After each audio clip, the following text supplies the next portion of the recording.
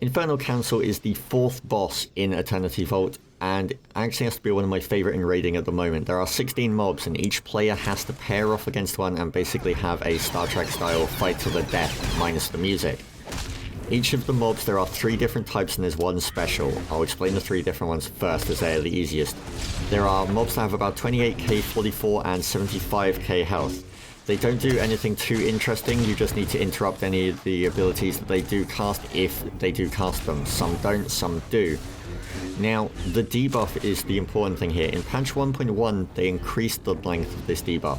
The debuff, if you interfere in another player's fight while their mob is still alive, means that your damage and healing will be reduced by 100%.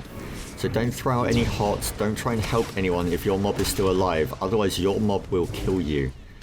Now, the big guy that you need to worry about here is Kahesh, and he's being tanked behind me by an assassin, and we have guard on him, which is why I'm standing where I am.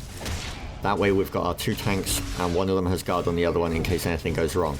Once your mob is down, you can go and help another player out. However, remember, with the debuff in effect, you can only throw out 1 ability every minute, so make that ability count, whether it's a heal or a damaging ability. Hots and dots do not work here, do not try and use them, they will do nothing.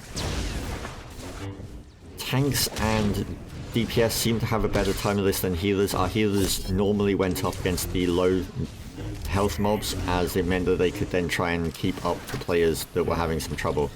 You're going to see there that we've got a few guys working on Kahesh, and he should go down sometime soon.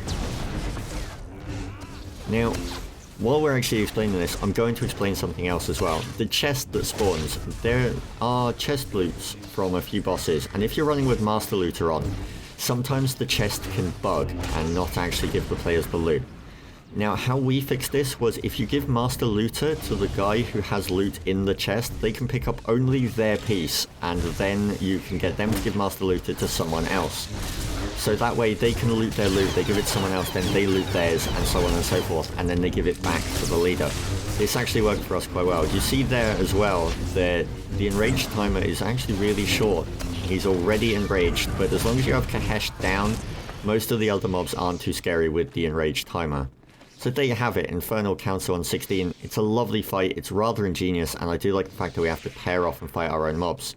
So I hope you enjoyed the kill, I hope you're enjoying Infernal Council as much as we are, and we will see you for the next kill. Peace.